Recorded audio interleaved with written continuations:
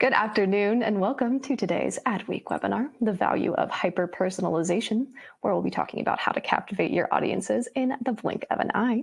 Today's webinar is sponsored by Telium. I'm Danielle Moore, Senior Manager here with Adweek's Content Studio, and I'll be your host today. Before we begin, I do want to take just a minute to make sure everyone knows what to expect from today's webinar and is familiar with the features of our platform here. The actual presentation should go somewhere in the 30 to 35-minute range, after which we will have time for Q&A.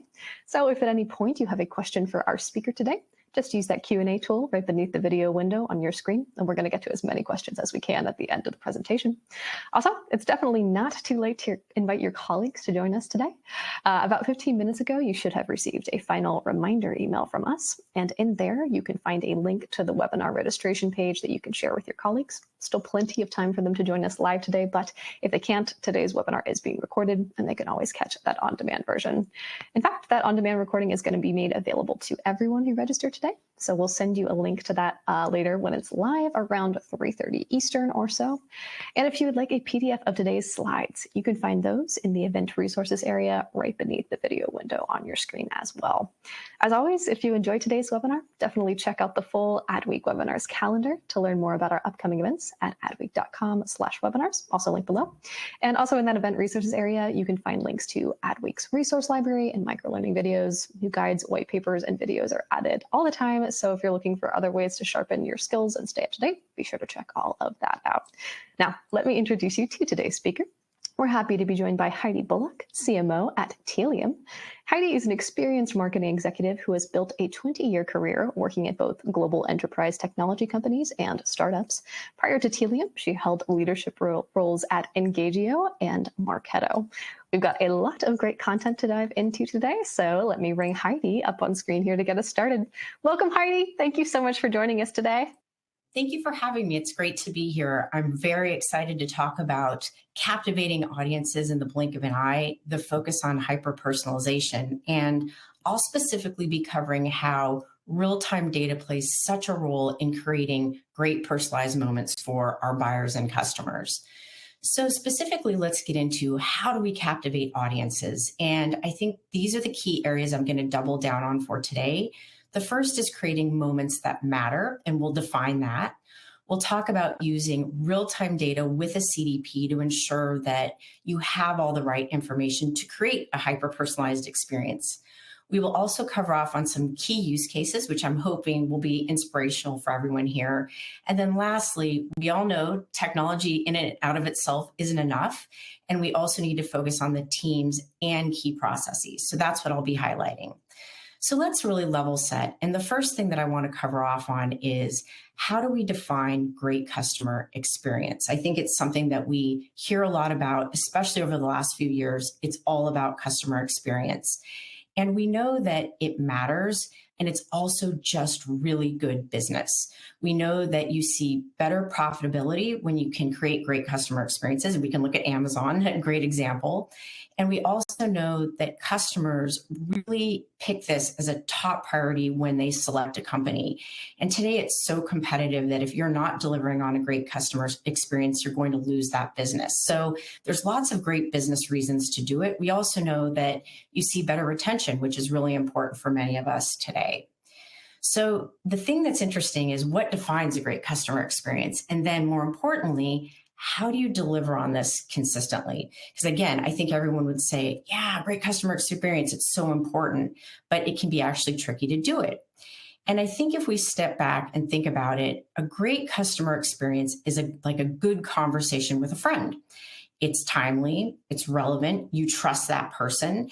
And what's interesting is a great friend doesn't talk over you. Obviously, it's a two-way dialogue, and they also know when to stop talking, equally as important. So that's really, I think, a really great lens for us to be thinking about what makes great CX.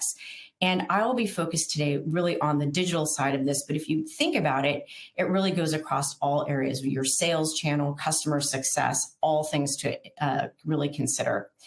So I also want to highlight that a great customer experience is planned, and it's also anticipated. And that's really where, when we talk about hyper personalization, I think a lot of the distinction, the hyper part, is really where we think about real time data.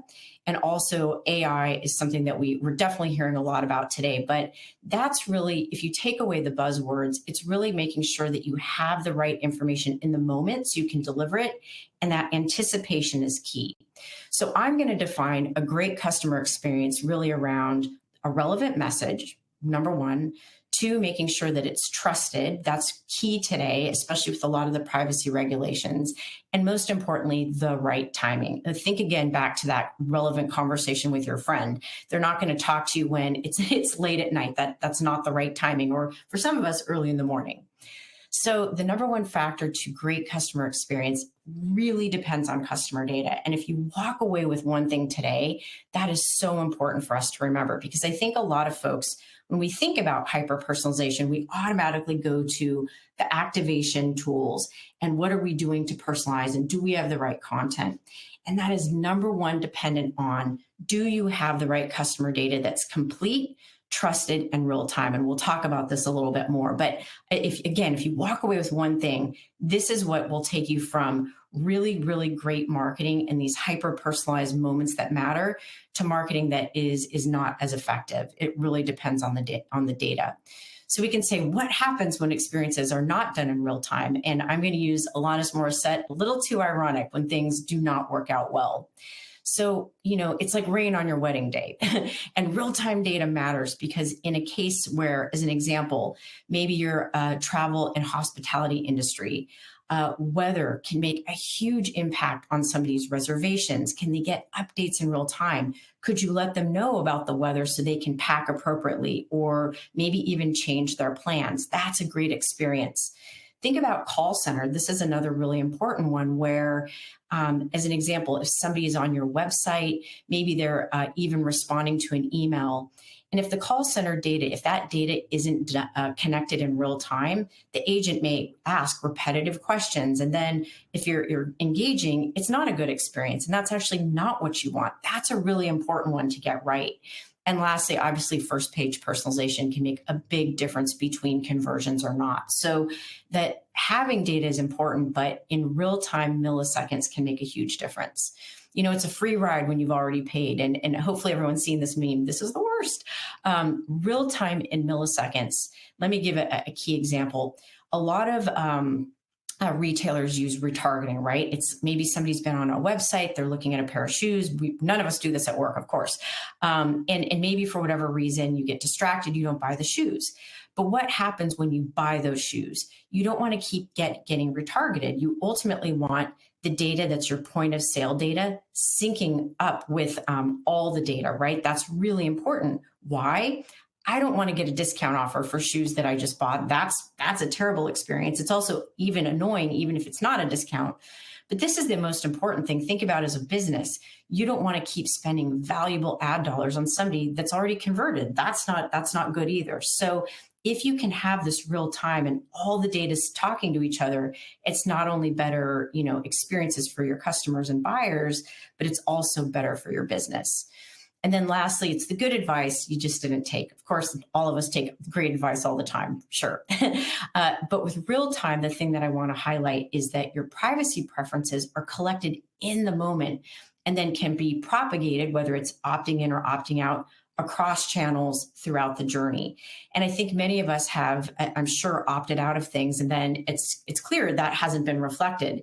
And it can really, really create a bad experience, especially in areas where, there are strict privacy regulations. And I would highlight, if you are a global company, I think that that's something that we all have to be thinking about. Definitely in California with CCPRA, GDPR, and then if you're marketing in Europe, there's a lot of other additional regulations. So this is one of those areas where you just don't want to get it wrong, and it can be bad for your business as well. So how do you deliver personalized moments that really resonate? And again, whether you're in financial services, healthcare, every individual wants to be treated in a way that it makes sense and it's at the right time and the message makes sense, obviously. But I will say, I've spent a lot of years doing this, and I think it's something we've all talked about forever. Right message, right time. We've all heard it a lot. But I think the actual executing on this has been really tricky. I think many of us have bought solutions, and it gets close, but maybe it's not like perfect. And so, what is the secret sauce to this? And I think the first part is obviously the technology. And I think technology has made huge advances. It's changed a lot in the last few years. And the ability to collect customer data in real time, that's number one. Two, we'll talk about prioritizing key use cases, because I think a lot of folks, you can get really overwhelmed. Where do I start? What's the best one for my business? And lastly, people, making sure that we are really thoughtful around our process and people, because I think, again, technology is not going to solve it all. I'm going to be the first one to say this. Technology is a great piece of this. I think of it as a pillar of a stool, but you have to have dedicated people that think through this. It's really critical. So let's talk about number one first, activating richer data faster. And that is just, again, it's critical for hyper-personalization, because if you don't have the data, it's really hard to make sure that you have these actionable insights and even algorithms, if you are using AI, to actually to kind of proactively have solutions here. It's really important. So, why now? Why is this important? And I think in many organizations, I'm sure all of you experience this, you have your business demands, and that's what we're seeing on the left-hand side of the screen. You need to reduce costs. It's many companies, it's not growth at all costs anymore. You have to be efficient, reduce risk for, again, the privacy regulations. It's a lot of pressure. It's probably probably a more intense time than I've definitely seen in my career. And then also there's a lot that's just happening in the world. We have third-party cookie loss. Again, buyer expectations are higher than ever. Apple's making changes. There's new technologies coming on the scene all the time. And many organizations are also experiencing rising costs. So it's very dynamic. And as companies, we all need the ability to stay agile and really change. I mean, we saw this during COVID, where if you couldn't respond in a particular way, that could be very, very off-putting, right? So the key is having that agility. And the good news that I want to leave everyone with too is you've got the data. 9 times out of 10, you have it, right? You've got your point of sale data. You've got maybe data in a data warehouse or a data lake. But the problem with personalization for many companies that I see today is just siloed. That's the problem. You might be pulling data out of CRM, which then again, that's going to be a little bit stale. It's not going to take into account behavioral data that's on your website, right? It might not include other types of data. So that's the challenge, right? It's just, you have the tools. And what's great is you don't need to change those. You just need to get that data layer right in your organization, so you can make sure you can create these great experiences at the individual level. And what I'm showing you here is what a CDP does. It brings all that data together, whether that's, your point of sale data, mobile app data, social data, call center, you name it. And what's great is, think about this. You can imagine different data sources changing over time. That's true for all of us. So what it does, in the simplest of terms, you collect data, whether it's web, mobile, app data, like I said, in store, and think of it as being brought together and just organized. So it's the system will know HeidiBullock@gmail.com is the same as HBullock@gmail.com. It can make sense of all the different renditions. And then you can say, look, I want to put Heidi in a key audience, and then you can set up key rules. If Heidi's already bought the shoes, let's not send her an ad. So what's powerful about this is you have the ability to bring people in and out of audiences, which is great, because think about this. There's a lot about customer journeys right now, and there is no one perfect customer journey. We're all individuals. We all do things in a unique way. So it's powerful to have this in real time and being able to change in seconds, which is, again, going back to creating those moments that matter. And you could say timing, milliseconds. Why does that matter?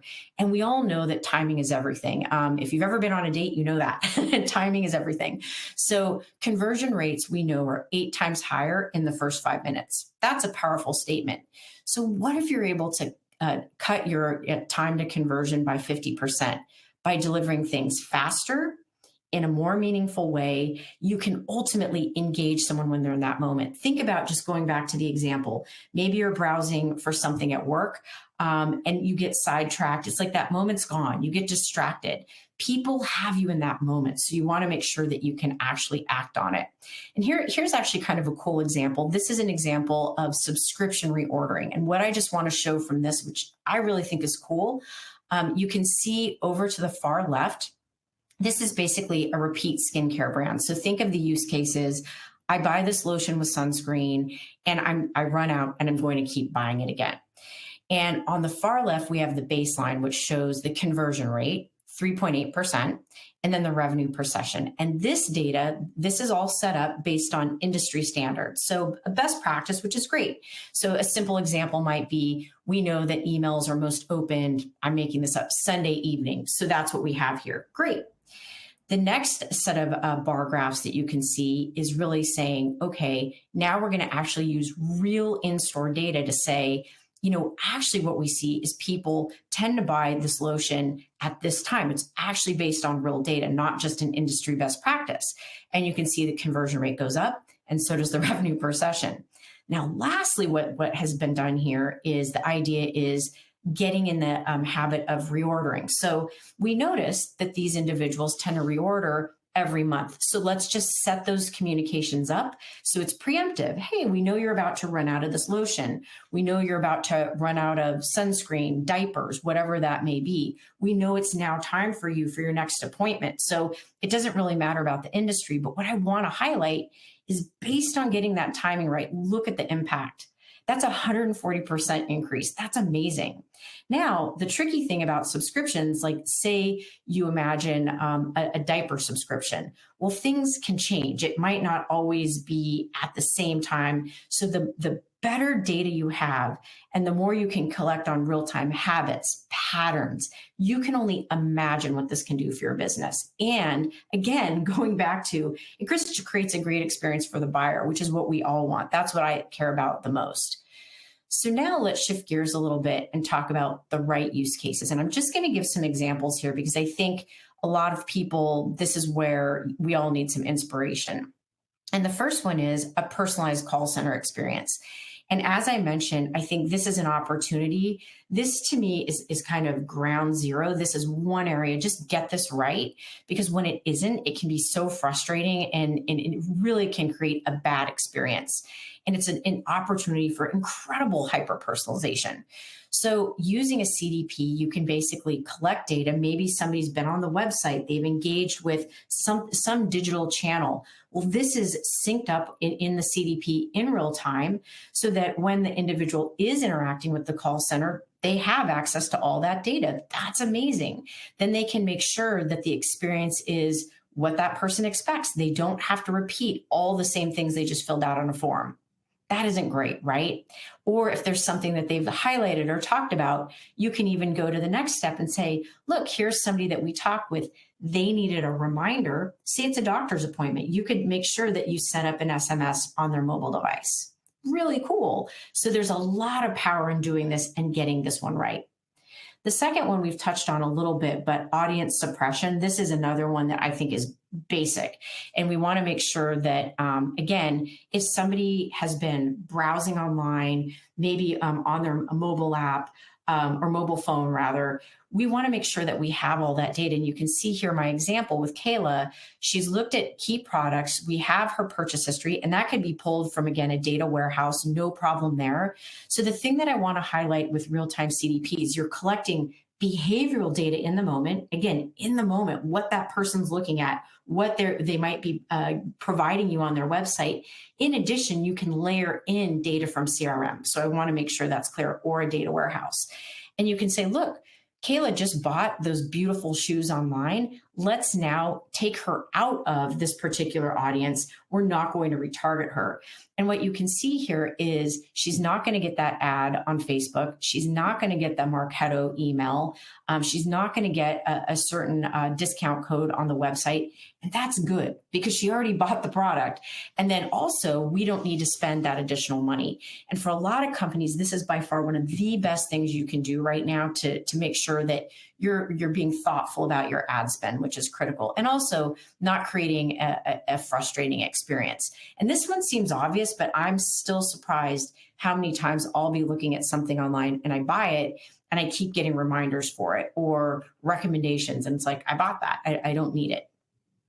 Another key one that I think a lot of us think about is loyalty, and it's how do we keep our best of the best customers? And this is something, again, I think it's low-hanging fruit, and we want to make sure that we're looking at, again, key data sources, identifying, here's this individual, Kayla, again, and what you can start to see is maybe she's been purchasing something at a key frequency. Maybe she loves a particular food and she's buying it online, and all of a sudden it's dropping off. Well, you can put her in a key audience and say, let's make sure that we intervene and give her a special email, a special offer. Maybe there's an in-store event or experience we could invite her to. And what's powerful is this is all so in the moment. It's not to say you couldn't get this data or set this up, but what if it's a week late? What if it's a month late? And especially in the consumer world, that's too long. It's just too long. So the quicker we can act and really make sure that we're engaging buyers that we care about, it's wonderful and something we want to do. And then lastly, consent. And I think this is one of those that's maybe not as fun for many of us, but you got to do it. And the challenge here is it can be a poor experience if you don't do this well. And so the key, again, is to make sure that you're collecting those consent preferences up front. Do they want to opt in, opt out, and can that get propagated across key channels? So then maybe there's something that's going out later that day. Maybe it's an email. And if they say opt out, that's reflected in that moment. So they do not get that email. This is really an important use case. And again, something that I think is just, these are all the use cases I feel are good to get started with, and really nice basic ones. So those are just some ideas. And you could say, well, is that hyper personalization? It is, because again, it's creating that moment, it's anticipating, and it's giving somebody the experience that they expected. So now let's shift gears a little bit and talk about people. And again, I want to highlight the things that I've talked about. This is, a relatively quick webinar. I don't want to trivialize that these types of systems and technologies are work, but if you put them in place correctly, you get this data structure right, your business is going to fly and you're going to do well. And yes, it's upfront work. And yes, it is ongoing work. And I don't want to trivialize that, because I think a lot of, I am in a lot of things where it's like, sure, just do that thing. And it is work. Anyone here who's set up even your marketing automation system, that that's work. And so I want to highlight that any good technology platform, you need to have an exec sponsor and you need to have somebody that owns it.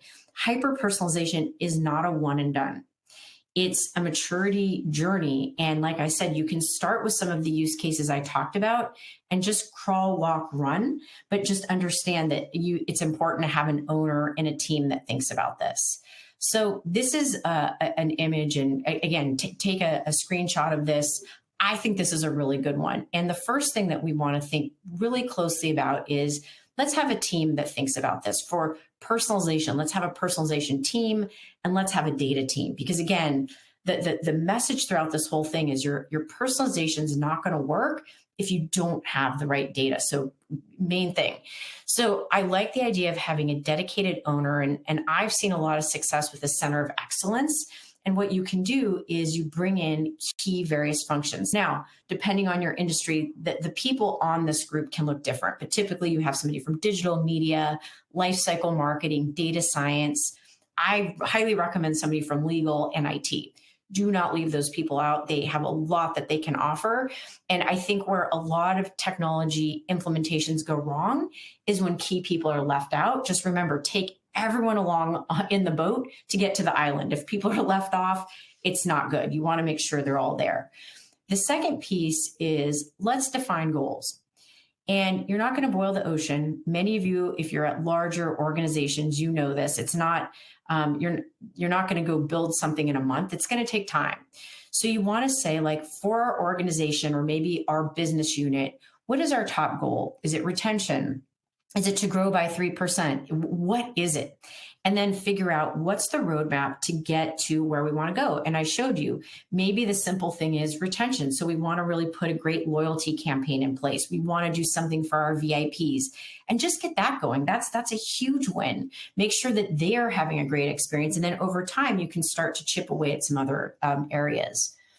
3, communication is key. This is another area with all this stuff, whether you're, in the process of implementing a personalization tool now, or you're looking at CDPs, or you're bringing in AI, you have to remember communication is essential, especially cross-functionally. You can't just be isolated in marketing or isolated in IT. It's like, make sure everyone knows what's going on. And I think it's good to report out on your progress, present the results and business impact. And again, I can't stress that it needs to be cross-functional, because if people don't know about it, they assume it's not happening, or it just introduces risk, which you don't want. And then lastly, plan for the future. And I will tell you, companies that do these things well, I have to say, they're really, really, it's incredible how successful they've been. Just little tweaks, doing little implementations of these use cases, they're able to see huge improvements across their business, which I think is something that we all want. And so I think, just like I said, develop a roadmap and think about, hey, in the future, we might be incorporating different data sources. There might be something else in our data warehouse that we want to layer in, new integration. That's great.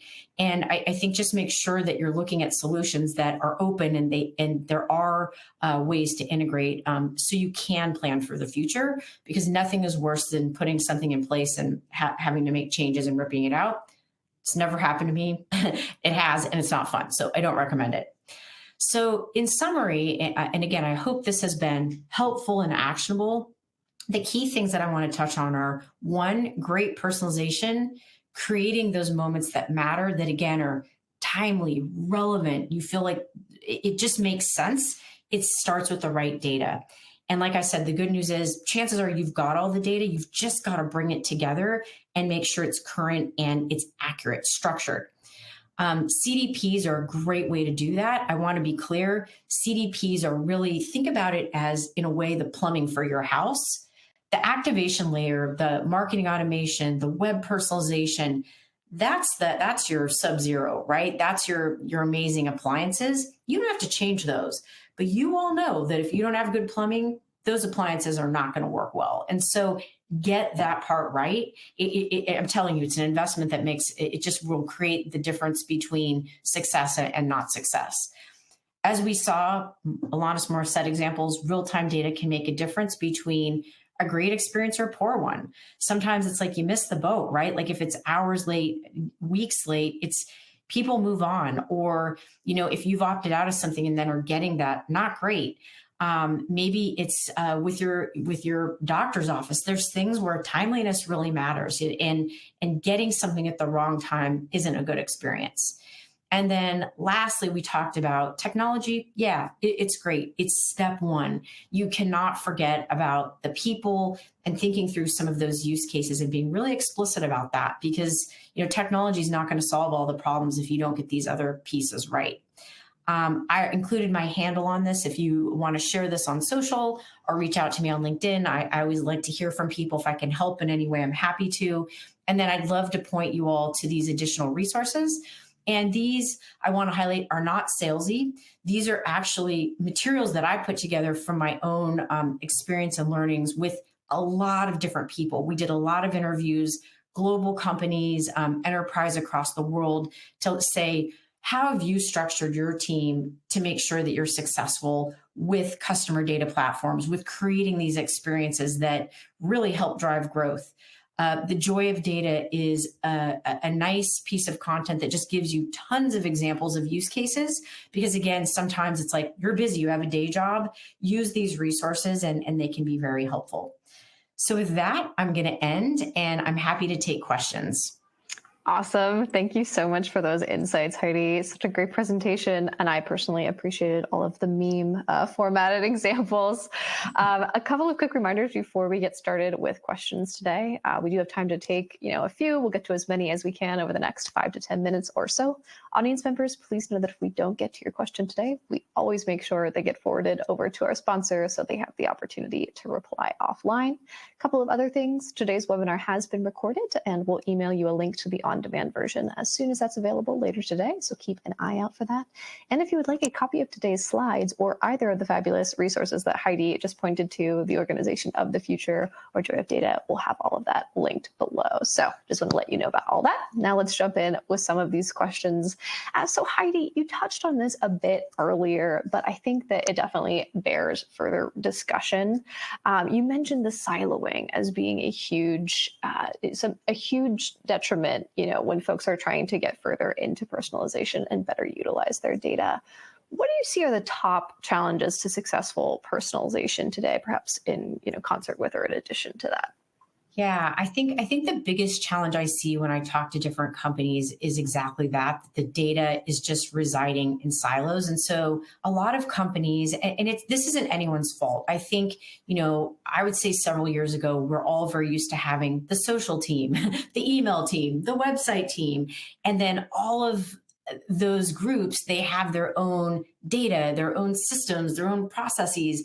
And so then when we're trying to think about the customer, the thing that, and again, everyone listening knows this, the customer doesn't think in channels. You don't go online and think, I'm just online today. And then you don't go to a store and all of us are very dynamic. We're hopping across channels. And what's hard, and I feel for people because I've lived this, is our organizations aren't set up like that. They very much are, especially if you're at a large company that's been around a while, change is hard. And so I think the best thing people can do is just get started and start to look at coming up with a way to have a data strategy. That's just the key for everything, personalization or not. We talked about compliance, it matters, and thinking through the people that need to be involved and just breaking out of those silos so that you have this one system of truth. And that's just going to help you with your business. It really is future-proofing your business. Yeah, absolutely. I love the point that you made about the executive sponsor and the true need for that, as well as, the idea about the Center for Excellence, really bringing the right people together and making sure everyone is on the boat, Right. So that's awesome. Next question here. You mentioned privacy earlier. We had that fantastic meme about GDPR compliance. Would love to dive deeper into that. In your view, how can organizations deliver personalized experiences while respecting privacy? What's your approach there? Yeah, I think one thing that a lot of your listeners are probably aware of is the idea of a value exchange. And I think the more that you can think about, and I definitely have seen this a lot with financial services, and you can imagine healthcare, like very regulated industries. It's a little different in retail because, again, we're a little more likely to talk about, maybe you're on a website for, again, face lotion. You're like, hey, my skin is oily or whatever it may be. It may feel a little more comfortable to do that, but maybe less so with your banking information, right? Or your personal healthcare. So I think the key is always making sure that whatever you're asking for, there's value in return. And there's very, very, I think, clever and good ways to do that. And just making sure that, again, I think in real time, it helps because it's you as the company and the team running this get the sense of, okay, here's what somebody's willing to give. So maybe for that group, you're like, look, this is all we're going to ask for, versus a VIP, maybe somebody that's engaged with you for a long time. It's like, hey, they trust us. Like there's a different relationship. It's like somebody you just meet on the street versus a great friend. And I think if everyone can kind of think about that, it's like, you don't want to ask for everything in the kitchen sink if somebody's visiting your website for the first time. That's just weird. You're not going to do it. So make sure that you have a way to think through that. And like I said, I get it. It's hard, but if you can do this well, it just makes the difference between, a great experience or a bad one. Absolutely. Thank you for that. Our next question here. So, folks who might be newer to this space, perhaps have not gotten to hyper-personalization mode, yet alone personalization mode just yet, want to be sure to address a question here related to that. Someone asks, where can I get started on basic personalization? Where would you recommend someone totally new to this concept to start?